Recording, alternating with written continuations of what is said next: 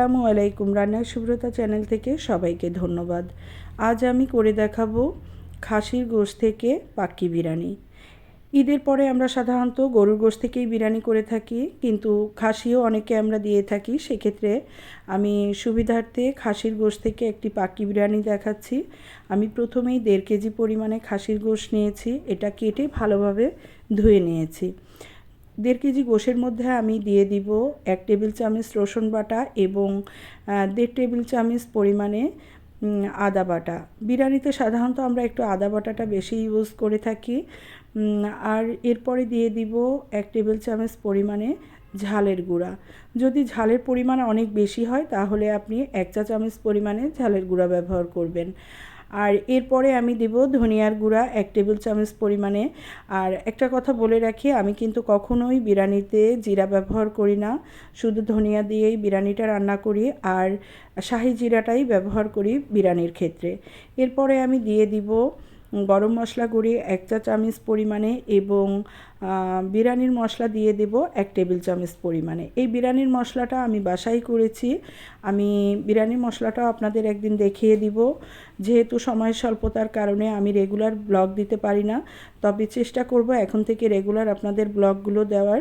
এরপরে আমি দিয়ে দিব লবণ পরিমাণ মতো, এবং বড় একটি লেবু ছিল আমার, এই লেবুটার 4 ভাগের 1 ভাগ আমি দিয়েছি।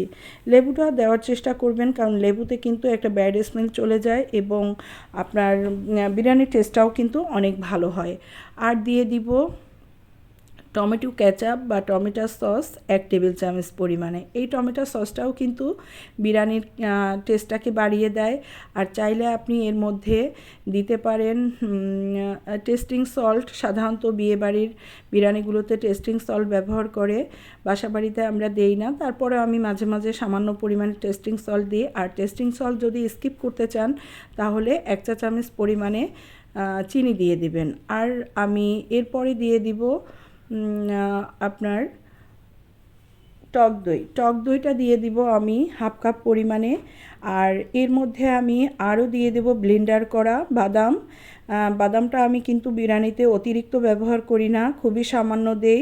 আমি এখানে কাঠবাদাম, কাজু বাদাম এবং চীনা বাদাম আমি সবটাই খুব সামান্য পরিমাণে, এখানে আমি প্রায় 1 টেবিল চামচ পরিমাণে যতটুকু ওঠে ঠিক ততটুকু সমানভাবে বাদামটা নিয়েছি, ভেজে আমি ব্লেন্ডার করে নিয়েছি।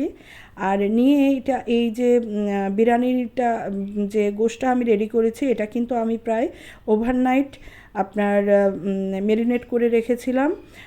ওভারনাইট মেরিনেট করে রাখার পরে পরদিন আমি এর মধ্যে দিয়েছি বেরেস্তা, প্রায় হাফ কাপ পরিমাণে বেরেস্তা, একটু কালার দিয়েছি, সামান্য পরিমাণে একটু কালার দিয়েছি। কালার দেওয়ার পরে এটা আমি মেখে বিরিয়ানির জন্য রেডি করেছি। এরপরে আমি দিয়ে দিব আলু সিদ্ধ করে বিরিয়ানির মধ্যে। আলু ছাড়া তো বিরিয়ানি আসলে সম্পূর্ণ হয় না।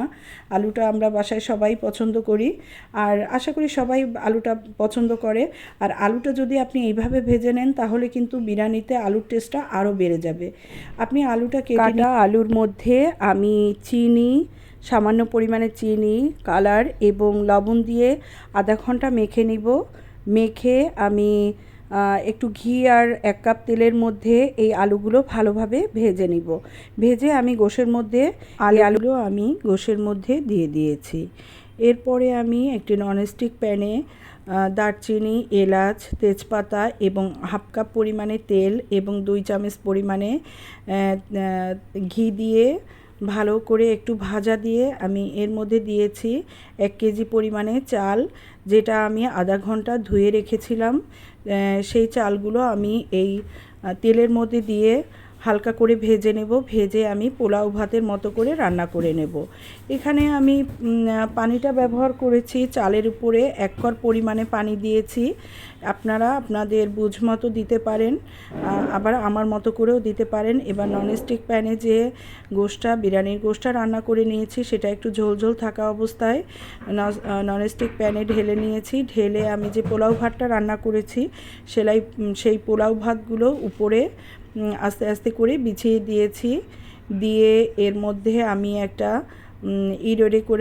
দুধ রেডি করে রেখেছিলাম, এক কাপ গরম পানির মধ্যে আমি 2 টেবিল চামচ পরিমাণে গুঁড়া দুধ ভিজিয়ে নিয়েছি এবং কেশর দিয়ে নিয়েছি সামান্য পরিমাণে, আর 2 টেবিল চামচ পরিমাণে ঘি দিয়ে কিছুক্ষণ রেখে আমি এই ভাতের উপরে ছিটিয়ে দিয়েছি দুধের পানিটি।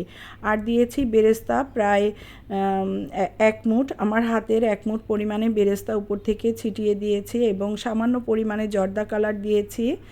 আর আপনি দিতে পারেন এর মধ্যে গোলাপ জল, সামান্য কিছু পরিমাণে 1 টেবিল চামচ পরিমাণে গোলাপ জল এবং হাফ চা চামচ পরিমাণে বিরিয়ানির যে সেন্ট পাওয়া যায় সেই সেন্টটা দিতে পারেন খুব সামান্য পরিমাণে। আর গোশে থেকে যে তেলটা বেরিয়েছিল সেখান থেকে আমি কিছুটা তেল উঠিয়ে রেখেছিলাম, সেই তেলটাও আমি উপর থেকে 2 চামচ পরিমাণে, বড় চামচের 2 চামচ পরিমাণে তেল দিয়ে দিয়েছি।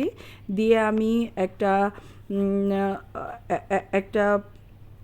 তাওয়া, যেটা লোহার তাওয়া বলে, সেই লোহার তাওয়াটা খুব পরিমাণে গরম করে এর উপরে আমি ননস্টিক প্যানটি বসিয়ে দিয়েছিলাম, দিয়ে প্রায় আধা ঘন্টা 40 মিনিট আমি দমে রেখেছি। দমে রাখার পরে দেখুন আমার ভাতটি কীভাবে সুন্দর ঝুরঝুরে হয়ে গেছে এবং বিরিয়ানিটিও কিন্তু খেতে অনেক টেস্ট হয়েছে। আশা করি বাড়িতে আপনারা এভাবে করেই ট্রাই করবেন, তাহলে পারফেক্টভাবে আপনাদের বিরিয়ানিটি হবে। আর দেখুন আমি এটি পরিবেশন করে আমরা একটু খেয়ে আপনাদেরকে দেখাবো। দেখুন অনেক টেস্ট হয়েছে এবং গোশগুলো অনেক সফট হয়ে গিয়েছে। সবাই জানাবেন বিরিয়ানিটি কেমন হয়েছে, লাইক কমেন্ট শেয়ার করবেন, সাবস্ক্রাইব করে দিবেন চ্যানেলটি এবং আমাদের পরিবারের সবার জন্য দোয়া করবেন। আমি আপনাদের জন্য দোয়া করি। আল্লাহ হাফেজ।